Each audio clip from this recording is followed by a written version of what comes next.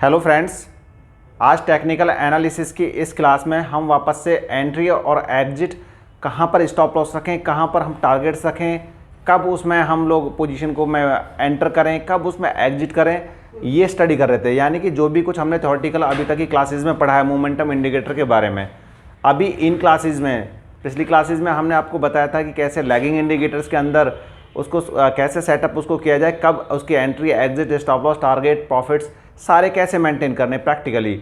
और आज हम पढ़ेंगे कि एबीसी जो मूव होता है उसके अंदर और मोमेंटम जो सेटअप होता है उसको किस हिसाब से हम लोग उसको एनालाइज कर सकते हैं, किस तरीके से यूटिलाइज कर सकते हैं एंट्री और एग्जिट के लिए। तो पहले मैं आपको बताता हूं कि एबीसी मूव क्या है। पहले एबीसी मूव को स्टडी करते हैं। मैं Ishwar Singh, technical analyst, mentor एवं सेबी रजिस्टर्ड इन्वेस्टमेंट एडवाइजर, आपको रिक्वेस्ट करता हूं कि आप मेरे वीडियोज़ को लाइक करें, शेयर करें और इसे सब्सक्राइब जरूर करें और ज़्यादा से ज़्यादा अपने फ्रेंड्स में, अपने सर्कल के अंदर इसको सर्कुलेट करें, उनको शेयर करें ताकि ये वैल्यूएबल वीडियोस उन तक पहुंच सकें। तो फ्रेंड्स, पहले समझते हैं एबीसी वेव होता क्या है। एबीसी वेव ये होता है कि पहले हम इसको 3 कैटेगरी में डिवाइड कर देते हैं, ए, बी और सी। ए में क्या होता है कि एक मार्केट पर्टिकुलर किसी एक डायरेक्शन की तरफ मूव करता है। जैसा कि मैं पहले भी आपको बता चुका हूँ कि मार्केट रैंडमली मूव नहीं करता। मार्केट क्या करता है, मार्केट एक ट्रेंड के अंदर मूव करता है। वो जिस भी ट्रेंड के अंदर मूव कर रहा है, जो पर्टिकुलर उसका ओरिजिनल जो ट्रेंड है, उस ट्रेंड को हम कैटेगरी करेंगे ए कैटेगरी। और बी कैटेगरी में किसको लेंगे हम, बी कैटेगरी में लेंगे जहां मार्केट थोड़ा सा कंसोलिडेट होता है, जहां से मार्केट ब्रीथ करता है, जहां से मार्केट थोड़ा सा रुकता है एक सिग्निफिकेंट मूव देने के बाद में। और तीसरा वेव कौन सा होगा, तीसरा वेव होगा सी वेव कौन सा होगा, रिज्यूम्शन होगा वापस से, जहां पर वो करेक्शन और कंसोलिडेशन आया था वहां से मार्केट वापस से जो मूव करेगा ऊपर की तरफ में या नीचे की तरफ में, यानी कि ओरिजिनल जो डायरेक्शन था, ओरिजिनल जो मूवमेंट था, उसी की साइड में, ओरिजिनल ट्रेंड की साइड में मार्केट वापस से मूव करता है, तो उसको हम कैटेगरी में रखेंगे सी। तो मार्केट हमेशा जो मूव करता है एबीसी सेटअप के अंदर मूव करता है। एक इसका डेपिक्शन लेते हैं चार्ट के ऊपर। ये मार्केट का मोमेंटम था। मार्केट के मोमेंटम के बाद कहीं ना कहीं एक मोमेंटम के बाद में जैसे ब्रीथिंग करता है, जैसे उसको थोड़ा सा रुकता है, रेस्ट करता है मार्केट ने रेस्ट किया और मार्केट ने छोटा सा स्लाइड, एक करेक्शन दिया, या फिर इसको करेक्शन के साथ हम कंसोलिडेशन भी बोल सकते हैं, और मार्केट ने वापस से ये वाला मूव कर दिया। अभी क्या हुआ आपका, ये वाला जो वेव है, ये वाला जो वेव रहा आपका वो ए वेव रहा, और ये वाला जो वेव था आपका, ये रहा आपका बी, और वापस से ये वाला जो वेव है आपका वो है सी। अब आप देखिए मार्केट कहाँ था, मार्केट ऊपर के ट्रेंड में था, अप ट्रेंड की तरफ, लेकिन चलते मैं पिछली क्लासेस में भी आपको बता चुका हूँ, कहीं ना कहीं रेस्ट का रिक्वायरमेंट होता है। कहीं वो ओवरबॉट होता है या फिर कहीं ना कहीं जाकर एक ब्रीथ लेने का एक मोमेंटम कोशिश करता है, एक ट्रेंड कोशिश करता है, और वो वापस से ब्रीथ लेकर वापस से दुगनी स्पीड के साथ में वापस अपने डायरेक्शन की तरफ चल लेता है। जहाँ उसका रेस्ट कंप्लीट होता है वहाँ पर से वो रिजम्पशन पर आ जाता है और ओरिजिनल जो डायरेक्शन होता है वो उस डायरेक्शन की तरफ मूव कर लेता है। अगर नीचे की बात करूँ तो नीचे क्या होगा, ये इस तरीके का मूव, नीचे का ये मूव होगा, ये मूव ए मूव रहा, ये मूव बी रहा और ये मूव सी रहा। अब इसमें क्या हुआ, मार्केट एक डायरेक्शन की तरफ था, ऊपर की तरफ, यहाँ से थोड़ा सा मार्केट ने ब्रीथ किया, कंसोलिडेट किया, थोड़ा सा मार्केट करेक्ट हुआ या फिर कंसोलिडेट हुआ और वापस से मार्केट ने ओरिजिनल ट्रेंड के अंदर ये मूव कर गया। हमें देखना क्या होता है चार्ट्स के ऊपर, जब भी हम चार्ट्स को स्टडी कर रहे होंगे, तब भी हम चार्ट्स को देख रहे होंगे, तो हमेशा हमें जो अपनी बाइंग की एंट्रीज लेनी है, बाइंग की एंट्रीज ऐसे ही हमें लेनी है जहां पर मार्केट एक मोमेंटम को पकड़े हुए और मोमेंटम को पकड़ने के बाद में वहां कहीं ना कुछ ब्रीथ जहां पर मार्केट लेने का कोशिश करता है। इसको हम कहां एक्यूमुलेट कर सकते हैं, किसके साथ में इसको कंसोलिडेट कर सकते हैं, इसको हम मूविंग एवरेजेस के साथ में मर्ज कर सकते हैं। सपोज कि मूविंग एवरेजेस के नीचे ये मूविंग एवरेज आपका ब्लो कर रहा था, तो जब भी मार्केट ब्रीथ लेने का कोशिश करेगा तो कहीं ना कहीं वो सपोर्ट भी करेगा। उस सपोर्ट को आइडेंटिफाई कैसे करना है आपको, उस सपोर्ट को आइडेंटिफाई करना है आपको चार्ट का एनालिसिस देखने के बाद में, कहां पर उसके मल्टीपल बॉटम्स बन रहे हैं या चार्ट के जो पैटर्न्स हैं उनको भी देखना है और एवरेजेस को भी आपको कंसीडर करना है। बहुत बार आपको सपोर्ट का काम या फिर रेसिस्टेंस का काम आपको एवरेज कर देती है। ये जो सेकंड वेव बनी, सेकंड वेव कहां पर आकर रेस्ट किया उसने, सेकंड वेव ने रेस्ट किया इस ईएमए के ऊपर आकर। ये 20 डेज का ईएमए हो सकता है, ये 50 डेज का ईएमए हो सकता है, यानी कि चार्ट को हम जितने टाइम फ्रेम के ऊपर स्टडी कर रहे हैं उतने टाइम फ्रेम का हमारा जो एवरेज है वो एवरेज को हम कंसीडर करेंगे। वहां पर आप आकर उसको सपोर्ट मिलेगा या कोई ऊपर का एवरेज आ रहा है तो ऊपर से उसको रेसिस्टेंस मिलेगा, वहां हम उसमें पोजीशनिंग कर सकते हैं, यहां पर हम एंट्री कर सकते हैं। तो ये वाला कौन सा पॉइंट है, ये वाला पॉइंट है बाय एंट्री का पॉइंट। By entries. जो भी बायर होगा जो इस पर्टिकुलर जो मूव के अंदर नहीं अपनी पोजीशन ले पाया था, तो वो लेकिन उस स्टॉक के अंदर, उस स्क्रिप्ट के अंदर वो पोजीशन लेना चाहता है, तो उसे इस वाले वेव का वेट करना पड़ेगा। जब ये वेव उसको मिलता है, वो एक करेक्शन मिलता है उसको, और वहाँ पर जब मूविंग एवरेजेस का या दूसरे पैटर्न्स का एक सपोर्ट दिखाई देता है, उस सपोर्ट के ऊपर वापस से उसमें बाइंग की एंट्री एक्युमुलेट की जा सकती है और वापस से मार्केट बाइंग सेटअप की तरफ मूव कर जाएगा। सेम इसी तरीके से मार्केट में सेल का पोजीशन है, शॉर्ट सेल कोई लेना चाहता है मार्केट के अंदर, शॉर्ट सेल यहाँ ले नहीं पाया, शॉर्ट सेल कहाँ लेगा, वापस जहां मार्केट नीचे की तरफ आने के बाद में थोड़ा सा मूव करेगा ऊपर की तरफ, एक छोटी सी रैली करेगा मार्केट ऊपर की तरफ, और वो रेसिस्ट कहां करेगा, एवरेजेस पर या फिर चार्ट पैटर्न के हिसाब से। वो जहां पर रेसिस्ट करे वहां पर हम क्या करेंगे, ये वाला जो सेटअप बन के आएगा वो आएगा सेल एंट्रीज का। यहां पर आके क्या कर सकते हैं, सेल एंट्रीज वापस से ली जा सकती हैं। यानी कि मार्केट में अगर शॉर्ट सेल में पर्टिकुलर स्क्रिप्ट के अंदर बैठना है तो इस वाली पोजीशन पर बैठेंगे। तो तीनों चीजें क्लियर, ये रहा हमारा एबीसी मूव। अब समझते हैं मोमेंटम सेटअप कैसे हमारा काम करता है।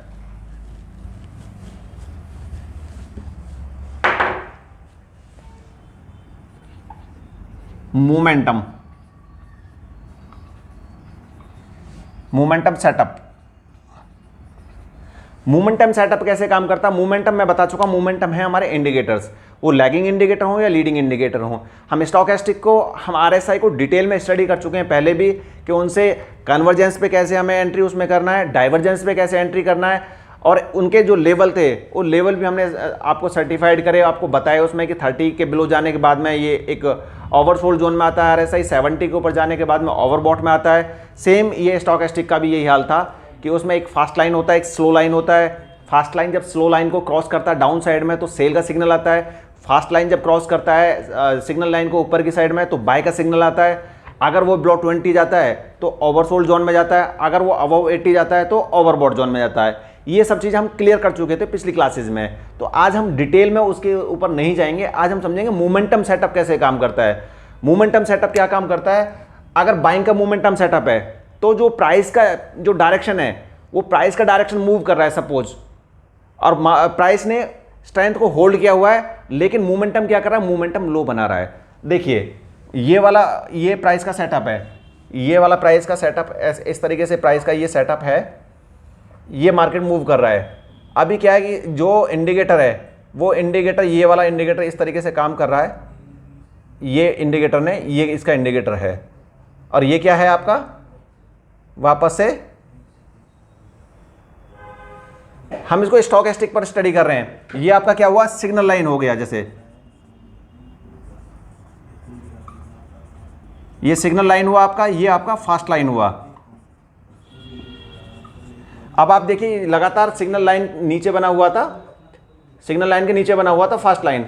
अब यहां आप देखिए ये लगातार इसमें जो आप देख रहे हैं कि डाउन साइड का मोमेंटम बना हुआ है, मोमेंटम के अंदर डाउन साइड का मोमेंटम है, लेकिन चार्ट पे अगर देखें प्राइसेस लगातार होल्ड कर रहे हैं, प्राइसेस ये होल्ड कर रहे हैं, यहां पर स्ट्रेंथ को होल्ड कर रहे हैं या लगातार मूव करने का कोशिश कर रहे हैं। ये वाला अगर फेस देखें तो यहां पर प्राइस क्या कर रहा है, प्राइस होल्ड कर रहा है, प्राइस को, प्राइस होल्ड है, यानी कि अभी मार्केट इसको स्ट्रेंथ दिखा रहा है, मार्केट इसको स्ट्रेंथ दिखा रहा है ये वाले फेसेस पर। लेकिन मोमेंटम पर अगर हम देखें, मोमेंटम क्या दिखा रहा है, मोमेंटम इसमें एक सिग्निफिकेंट करेक्शन दिखा रहा है, नीचे की तरफ जा रहा है। लेकिन मोमेंटम को ब्रेक होने के बाद भी, मोमेंटम को डाउन ट्रेंड के होने के बाद भी अगर प्राइस उसको होल्ड कर रहा है तो इसका मतलब है प्राइस के अंदर अभी स्ट्रेंथ है। तो हम क्या वेट करेंगे, हम वेट करेंगे कि मोमेंटम जब डाइवर्जेंस करेगा और मोमेंटम जब ऊपर की तरफ मूव करेगा तो इसमें बड़ी तेजी के साथ में चाल बनेगी प्राइसेस के अंदर, क्योंकि जब मोमेंटम नीचे की तरफ जा रहा था तब भी प्राइस एक स्ट्रेंथ के साथ में एक पोजीशन पर होल्ड किए हुआ था, या फिर लिटिल बिट ऊपर की तरफ मूव कर रहा था, या लिटिल बिट स्लाइटली नीचे की तरफ मूव कर रहा था। लेकिन अल्टीमेटली वो मोमेंटम को फॉलो नहीं कर रहा था। मोमेंटम क्या डायरेक्शन आपको दे रहा था, नीचे का, लेकिन प्राइस क्या डायरेक्शन दे रखा था, आपको होल्ड का डायरेक्शन दे रखा था। इसका मतलब प्राइस के अंदर स्ट्रेंथ था, उस ट्रेंड के अंदर स्ट्रेंथ था। अब उस ट्रेंड का स्ट्रेंथ कंफर्मेशन में कब, आपका कन्विक्शन में कब कन्वर्ट होगा, जब आपको यहां से बाइंग का अपॉर्चुनिटी दिखाई पड़ेगा मोमेंटम के अंदर। मोमेंटम में क्या होगा, फास्ट लाइन क्रॉस करेगा स्लो लाइन को, यानी कि सिग्नल लाइन को। दूसरी चीज क्या है, इसने मूवमेंट जो दिया वो अपवर्ड मूवमेंट दिया। अब तक क्या था, डाउन साइड का मूव कर रहा था ये मोमेंटम, और जैसे ही इसने ऊपर की साइड का मूव स्टार्ट किया तो यहां पर हम लोग क्या कर सकते हैं, अपनी पोजीशन को बाइंग सेटअप, ये होता है अपना बाइंग सेटअप,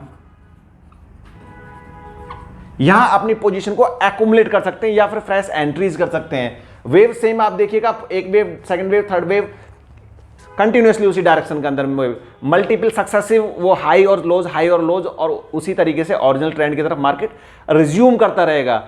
एबीसी ट्रेंड के साथ में, एबीसी वेव के साथ में मैं इसको आपको दिखा रहा हूं कि लगातार मार्केट जैसे मूव करता है ओरिजिनल ट्रेंड के अंदर, वापस से जैसे ब्रीथ करता है, ब्रीथ करने के बाद में वापस मार्केट रिज्यूम करता है, फिर ब्रीथ करता है, फिर रिज्यूम करता है। वैसे यहां पर ये इसका एग्जांपल है, जहां पर यहां इसने ब्रीथ किया और मोमेंटम ने जैसे ही ऊपर की चाल बनाई वैसे ही इसमें बाइंग एक्यूमुलेट होनी स्टार्ट हो गई और इसको हम क्या करेंगे, इसको कंसोलिडेट करेंगे वॉल्यूम्स के साथ में, वॉल्यूम्स को भी देखेंगे और वॉल्यूम्स भी और अच्छे आते हैं इसके साथ में तो आपका कन्विक्शन और भी स्ट्रांग हो जाएगा। अगर ये डाउन साइड का होता है तो डाउन साइड में कैसे मूव कर रहा है मार्केट, ये मार्केट का मोमेंटम है डाउन साइड का, देखिए मार्केट में ये मोमेंटम डाउन साइड का आ रहा है, ये इस तरीके का मोमेंटम डाउन साइड का आ रहा है। ये आपका ये वाला आपका ये आपका फास्ट लाइन हो गया, ये आपका सिग्नल लाइन हो गया। अब आप देखिए ये क्या कर रहा है, ये आपको लगातार आपको दिखा रहा है मोमेंटम, क्या दिखा रहा है ऊपर की तरफ की, मार्केट में ऊपर का मूव होना चाहिए, यानी कि ऊपर का स्ट्रेंथ दिखा रहा है, ये अपवर्ड मूवमेंट दिखा रहा है। लेकिन प्राइसेस क्या कर रहा है, प्राइसेस लगातार करेक्शन का काम कर रहा है, प्राइसेस यहां पर जाकर होल्ड कर रहा है, होल्ड। लेकिन ये क्या कर रहा है, यहां पर जाकर होल्ड कर रहा है प्राइसेस।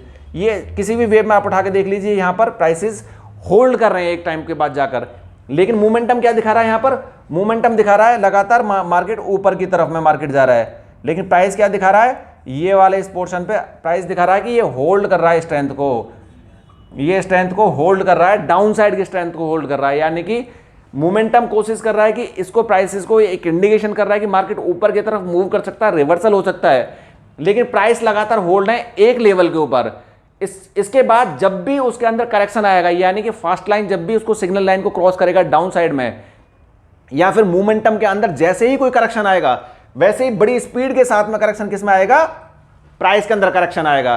तो ये आपका एंट्री पॉइंट हुआ शॉर्ट सेल का। अगर आपको शॉर्ट सेल लेना है तो शॉर्ट सेल्स आप यहां से ले सकते हैं।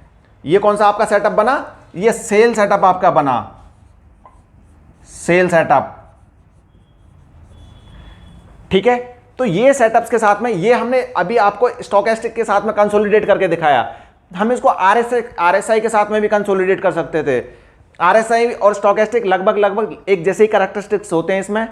आरएसआई में बस रहता है कि सिंगल एवरेज पे काम कर रहा होता है और स्टोकेस्टिक क्या कर रहा है, दो एवरेजेस के ऊपर काम कर रहा होता है, सिग्नल लाइन के ऊपर काम कर रहा होता है और फास्ट लाइन के ऊपर काम कर रहा होता है। इसी तरीके से अगर हम इसको आरएसआई के साथ में भी अगर मर्ज करके देखते तो आरएसआई के साथ में भी हमें वैसे ही सिग्नल मिलते जैसे कि स्टोकेस्टिक के साथ में मिल रहे हैं।